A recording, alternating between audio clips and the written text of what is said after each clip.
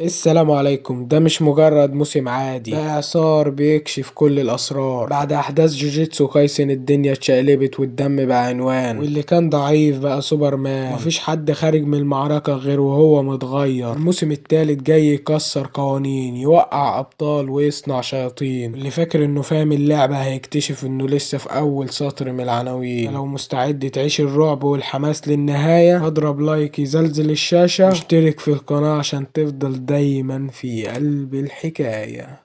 بتبدأ منجتنا في مقر عشيرة الزنن، وبيكون في شخص بيتكلم وبيقول هي ما ودعت ولا ايه، وبيطلع ان الشخص ده اسمه ناوية زنن، وبيكون شمان من الدرجة الاولى. وبتقول الست اللي معاه انها قلقانة على رئيس العشيرة، وان ماكي خلاص بتودع وهتتكل على الله. وبيقول ناوية ان ماكي ممكن تبقى شكلها جميل لكن ما عندهاش قبول، وان اختها احسن منها وبتتصرف بشكل عقلاني اكتر منها. وبيخشوا اوضة فيها شخصين، واحد اسمه اوغي زينين وبيكون شامان من الدرجة الاولى، والتاني بيكون اسمه جينيتشي زينين وبرضه بيكون شامان من الدرجة الاولى. فبيقول اوغي لناوية انت كنت بتعمل ايه؟ ابوك خلاص هيسلم نمر وهيروح عند اللي خلقه. فناوية بيرد عليه بكل برود وبيقول له انا اسف، وبيكمل كلامه وبيقول اصلا انا مش مهم ان انا اجي، لان في الاخر انا اللي هاخد الرئاسة. وبيقول لاخوك كبير وبعدين انت وشك شبه وش رجلي، يعني مش حلو انك تبقى رئيس. اخواته من كتر العصبية بيهجموا عليه لغاية لما بيطلع شخص وبيقول لهم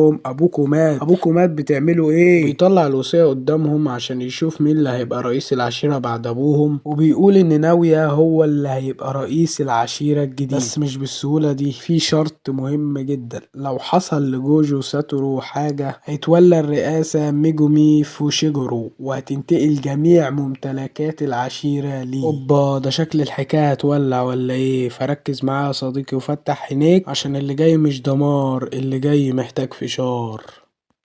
فبيتفاجئ ناوية من الكلام ده وبيخرج من الأوضة وبيقول وهو ماشي للخدامة هو فين ميجومي؟ فبتقول إن هو بيدور على إيتادوري يوجي. فناوية بيقول في سر أنا كده كده هخلص على الاتنين. والخدامة بقى تبقى تقول للناس إن أنا هروح أخلص على وعاء سكنة اللي هو إيتادوري يوجي يعني. بتظهر معانا شخصية فاضلة كانت ظهرت في الموسم التاني وكانت بتكلم جاتو، بس الصراحة مش فاكر اسمها فهسميها حمدية. بتقول أنا آسفة عشان ما اتدخلتش بدري عن كده، وإن الوضع وصل لحده وهي دلوقتي هتراقب الموضوع مؤقتا، وهي مش هتسلم الأطفال اللي كانوا هنا، وإنه جه وقت مواجهة تنجن. فبينتقل بينا المشهد مع يوجي وأخوه سوسو بيطمن عليه وبيقوله إنه هيجمع الباقي، وبيقول إن هو مش قلقان عليه، المشكلة إنه يكون بيتخطط لحاجة ليها علاقة بفوشيجورو، لأنه فوشيجورو خلص على ناس كتير، وكمان فوشيغورو خلص على اخوات شوسو. فبيقول شوسو ان ده كان سوء تفاهم، وان كمان لو مكانه كان هيقول نفس الكلام. ويبداوا بقى يتحركوا وبيقولوا لإيتادوري ان هم يخلصوا على اكبر عدد ممكن من الارواح الملعونة. وبتيجي صورة على يوجي وشوسو وهم بيتحركوا، وبيكون الناحية التانية في اتنين عايزين يخلصوا عليهم وهم ناوية ويوتا. بيظهر إيتادوري في نص الطريق وبيسقف عشان يلفت انتباه اللعنات، وبالفعل جه شوية منهم وقعدوا يجروا وراه وهو بيستدرجهم لتشوسو عشان يخلص عليهم. وبعدها شوسو بيقول ان إيتادوري بقى كويس جدا في التحكم بالطاقة الملعونة. فجأة بيظهر ناوية فوقيهم وهو بيدور على ميجومي، فإيتادوري بيتفاجئ منه وبيعرف ان هو بيدور على ميجومي. فميجومي بيقول له انت عايز ايه؟ فبيقول له انا عايز اموت. بيكمل كلامه وبيقول بس مفيش مشكلة لو سخنت قبلها. اوبا، ده شكل ميجومي هيعلمه الادب ولا ايه؟ وبينزل لهم ينفض فيهم شوية، وبعدها بيتفاجئوا من قوته وبيقولوا له انت اقوى مما كنا متخيلين، لدرجة ان هم لغاية دلوقتي لسه متفاجئين من سرعته. فبيحصل ضغط كبير من البطاقة الملعونة، فإيتادوري بيقول ايه ده، هو جوجو سينسي رجع ولا ايه؟ فبيقول له لا، دي حاجة اقوى من كده بكتير. فبيظهر يوتا وبيقول انت مش لوحدك هنا. فيوتا من كتر قوته بينزل على الارض وبتتكسر حواليه، فبيخاف يوجي وشوسو من الضغط بتاع الطاقة الملعونة بتاعته. فيوتا بيقول مين فيكم يوجي؟ فبيعرف شوسو ان دي الشخصية المكلفة بعدم يوجي. فبينسحب ناوية انسحاب تكتيكي، وقبل ما ينسحب بيقول له انا في صفك، وبيعرفه على نفسه انا ابن عم ماكي، وانا جاي هنا عشان اخلص على يوجي برضه، فانا معاك. وبيقول شوسو ليوجي اهرب بسرعة وانا هلهيهم. فناوية بيتفق مع يوتا انه يتقسم معاه، وان يوتا ياخد يوجي وناوية ياخد شوسو. وبالفعل يوتا جري ورا يوجي وناوية هجم على شوسو. فبيتفاجئ إيتادوري من سرعة يوتا، ومن الناحية التانية برضه متفاجئ يوتا من سرعة يوجي. نروح بقى عند شوسو وناوية وهما بيدبوا في بعض. بيقول ناوية انه شاف شوسو قبل كده، وان التقنية اللي بيستخدمها هي التلاعب بالدم، وبيقول ان التقنية بتاعته دي مش مخيفة بالنسبة له، عشان هو محتاج ان هو يبقى بعيد عشان يقدر يجمع الدم ويضربها مرة واحدة. وده مستحيل فعليا لانه اسرع منه بكتير، وكده كش ملك يا صاحبي. بيرد عليه شوسو وبيقول له انا مش هسيبك تخرج من هنا حي بعد ما كنت عايز تخلص على اخويا الصغير. وبنرجع بقى لإيتادوري ويوتا اللي شغالين يجروا ورا بعض، فبيضرب يوتا يوجي، بس ابننا يوجي بيقدر بسرعة يتفاداها. فبيقول يوتا ان هو زي ماكي، فبيحدف إيتادوري عليه عربية عشان يلحق ياخد فرصة عشان يهرب. لسه بيحاول يهرب وما بيلحقش، ويلاقي نفس العربية بتتحدف عليه تاني عشان توقفه. فبيتفاجئ يوجي من قوة يوتا، مع انه مش قوي بدنيا بس عنده كمية كبيرة من الطاقة الملعونة اللي بتعوض ده بانه بيعزز نفسه بالطاقة الملعونة. فبيقول يوتا انا عندي طاقة ملعونة اكتر من اللي عند جوجو، بس جوجو عنده العيون الستة، عشان كده هو بيستخدمها لما بتكون طاقته بتخلص وقربت من الصفر، عشان كده جوجو هو الافضل بعد كل ده. لكن انا اول لما طاقتي الملعونة تخلص فببقى بني ادم عادي لغاية لما تتشحن تاني.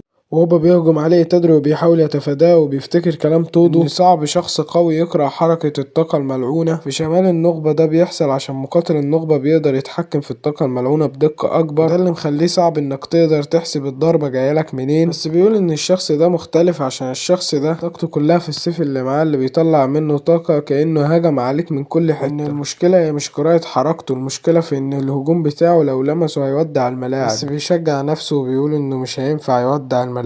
وبنكمل بقى الخناقة بين يوتا ويوجي. يوجي كان بيحاول بكل قوته يهرب او يدافع عن نفسه، بس هو عارف ان يوتا جامد تنين وطاقته الملعونة مرعبة جدا. مرة واحدة يوجي بيلاقي سكينة مكسورة على الارض، بيقرر يستخدمها عشان يعوض فرق المهارة في استخدام السلاح ما بينه وما بين يوتا، خصوصا ان يوتا معاه سيف اسطوري. بس يوتا ما بيهزرش خالص، وفجأة وبدون مقدمات ظهرت ريكا ومسكت يوجي من وراه وشلت حركته تماما. يوجي اتصدم لان ريكا ظهرت من اللاشيء. وقت لما كان يوجي متثبت من ريكا، يوتا ما بيضيعش وقت وراح طعن يوجي في صدره بالسيف المكسور. ما عندوش وقت، ده وقته بفلوس ما شاء الله. فيوتا قال له ببرود انا اسف يا إيتادوري. وهنا يوجي فعلا بيودع لان الطعنه كانت قاتله وفي القلب بالظبط. وفي اللحظه اللي يوجي بدا يغمى عليه والكاميرا راحت على سوكونا وهو قاعد جوه الضريح بتاعه، سوكونا كان مبتسم ابتسامه خبيثه وكانه بيخطط لحاجه، او كانه مش قلقان على يوجي، بل بالعكس. اللقطه دي حسستنا ان في كارثه هتحصل في الفصل اللي بعده. ويروح بينا المشهد لقتال شوسو وناويا. وناويا كان داخل العركه وهو مغرور جدا وفاكر ان سرعته الرهيبه اللي هي تقنيه اسقاط الصور واللي بتخليه يخلص على تشوسو في ثانيه، وفاكر ان هو بيطير في الجو وبيهخ رابسه، لكن من يتكلم كثيرا ياخذ كثيرا. ناويا كان بيتحرك بسرعه ما يقدرش يشوفها العين المجرده، وتشوسو كان في البدايه بيحاول بس يواكب الحركه دي، ما كانش بس بيدافع، ده كان بيفهم حركه ناويا. بعد كل المعلومات اللي جمعها تشوسو استوعب ان ناويا بيعتمد على سرعه خرافيه، بس ضرباته خفيفه شويه مقارنه باللي تشوسو بيقدر يتحمله. تشوسو قرر يستخدم تقنيه الدم المتصلب ومقياس الاحمر المتضفر عشان يخلي جسمه صلب زي الحديد في المناطق اللي ناويا بيضرب فيها، كده يقدر يتحكم في الدم في اي اتجاه ومن اي مسافه. كده يكون ملخص الجزء الاول من الموسم الثالث خلص. عايزك يا صديقي لو في اي حاجه ما عجبتكش في الفيديو حاول تقول لنا عليها في التعليقات عشان نقدر نطور منها، بالله عليك يعني حاول يعني. ولو عجبك الفيديو ما تنساش تعمل لايك واشتراك كده عشان تدعمنا. يلا يا صديقي اشوفك الفيديو الجاي، سلام.